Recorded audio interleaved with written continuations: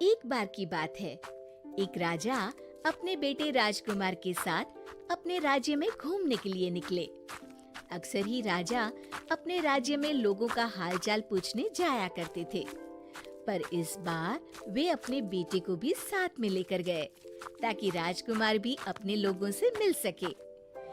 अपनी यात्रा की शुरुआत वो लोग मंदिर से करते हैं। जब राजा और राजकुमार मंदिर की सीढ़ियां चढ़ रहे थे, तब राजकुमार की नजर मंदिर की सीढ़ियों पर बैठे एक भिखारी पर जाती है।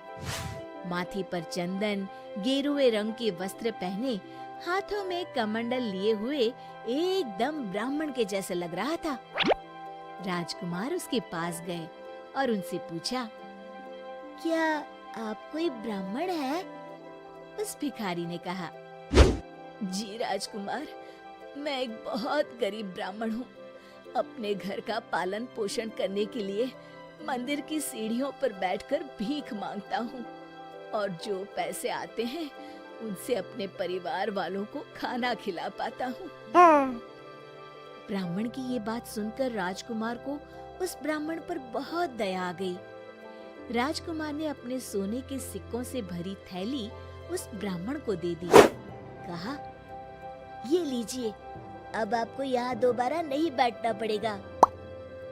जब ब्राह्मण ने वो थैली खोलकर देखी तो वो बहुत खुश हुआ और राजा और राजकुमार को धन्यवाद करके अपने घर के लिए चल पड़ा।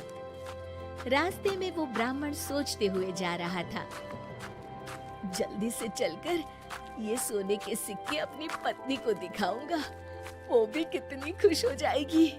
अब हमारी गरीबी खत्म हो जाएगी, अब मुझे भीख नहीं मांगनी पड़ेगी, खुशी खुशी हमारा जीवन बीतेगा। हमारे राजकुमार बहुत बड़े दिल वाले हैं। ब्राह्मण ये सब सोच ही रहा था कि इतने में वहां पर एक लुटेरा आया और ब्राह्मण के हाथ से वो थैली छीन के भाग गया। नहीं, छोड़ दो मेरी थैली, चोर चोर, पकड़ो पकड़ो, अरे कोई तो पकड़ो। ब्राह्मण ने वो थैली बचाने की बहुत कोशिश की, पर वो चोर थैली लेकर वहां से भाग गया। ब्राह्मण बहुत निराश हो गया। उसकी खुशी कुछ ही पल में खत्म हो गई। घर आकर उसने अपनी पत्नी को पूरी बात बताई। ये सुनकर पत्नी भी बहुत दुखी हो गई और बोली, आप दुखी न हो, शायद वो हमारे लिए नहीं था, इसलिए हमें नहीं मिल पाया। दुखी होकर ब्राह्मण खाना खाकर सो गया। अगले दिन फिर सुबह उठकर मंदिर में जाकर भीख मांगने लगा। राजकुमार राजा के साथ आज भी घूमने निकले। मंदिर आए तो फिर उस ब्राह्मण को वहीं देखा। राजकुमार ने कहा, आप आज फिर यहाँ क्यों आ गए? कल ही तो मैंने आपको इतना सारा धन दान में दिया था। ब्राह्मण बड़े निराश मन से राजकुमार को कल की पूरी कहानी सुनाता है। राजकुमार को ब्राह्मण की बात सुनकर बहुत दुख हुआ। फिर राजकुमार अपनी थैली में से बहुत ही कीमती पत्थर माणिक निकालते हैं और वो माणिक ब्राह्मण को देते हुए कहते हैं, ये लीजिए, ये बहुत ही कीमती पत्थर है, ये आपके बहुत काम आ सकती है। ब्राह्मण वो पत्थर पाकर बहुत खुश हो गया और राजकुमार से कहा, आपका बहुत बहुत धन्यवाद राजकुमार, आप इंसान नहीं, देवता है, देवता। चलिए अब मैं चलता हूँ। राजकुमार भी मुस्कुराते हुए अपने रास्ते चले जाते हैं। ब्राह्मण घर जाकर उस माणिक को पानी के खाली मटके में रख देता है और खुशी खुशी सो जाता है। उसकी पत्नी नदी से पानी भरने जाती है। अचानक से रास्ते में किसी बड़े पत्थर से टकराने की वजह से उसके सिर पर रखा पानी का मटका नीचे गिरकर टूट जाता है। वो बोलती है, हे भगवान, अब फिर से घर जाकर दूसरा मटका लाना पड़ेगा पानी भरने के लिए। अब वो घर की ओर निकलती है और पानी भरने के लिए वही मटका उठाकर ले आती है जिसमें माणिक था। नदी के पास जाकर जब ब्राह्मण की पत्नी मटके को पानी में डुबाती है तो माणिक पानी में गिर जाता है।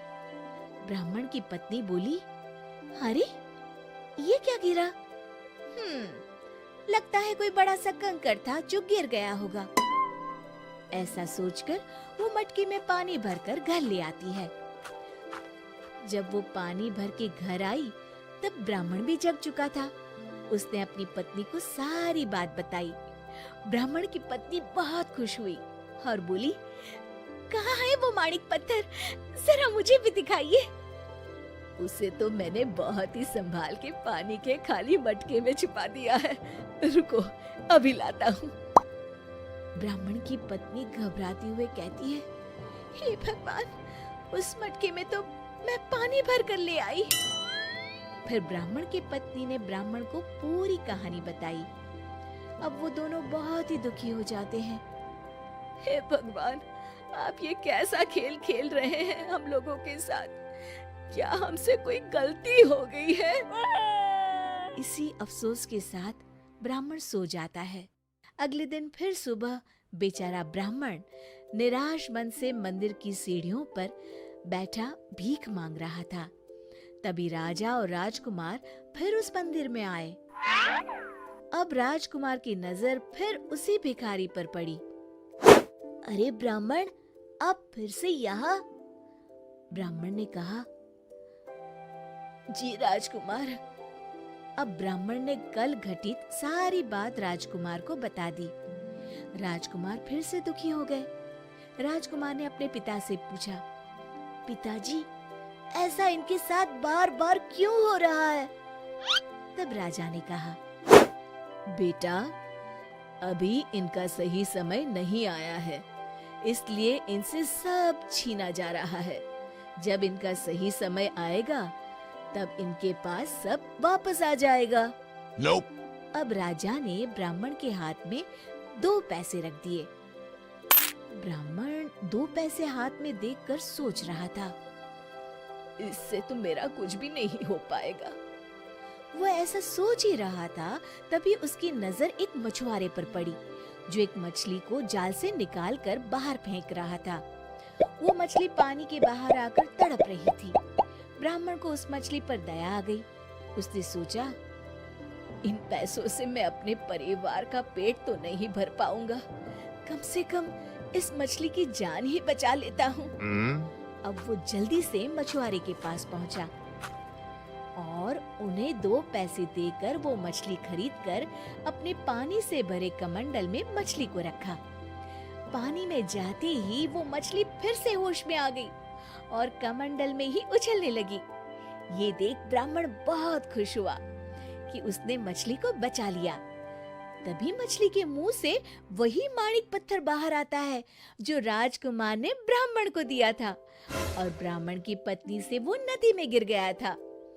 पत्थर को देखकर तो ब्राह्मण की खुशी का ठिकाना नहीं रहा और वो खुशी से उछलते हुए बोला, मिल गया, मिल गया, मिल गया, आखिरकार मिल ही गया। उसकी ये बात वहां पास ही बैठे उस चोर को सुनाई दी, जो ब्राह्मण की सोने से भरी थैली चुराकर ले गया था।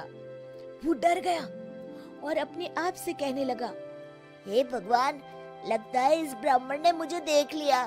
अगर इसने मेरी शिकायत राजा से कर दी तो मुझे मृत्युदंड की सजा भी मिल सकती है। मुझे ब्राह्मण को उसका धन लौटाकर माफी मांग लेनी चाहिए। ये सोचकर चोर रोते हुए ब्राह्मण की तरफ भागा।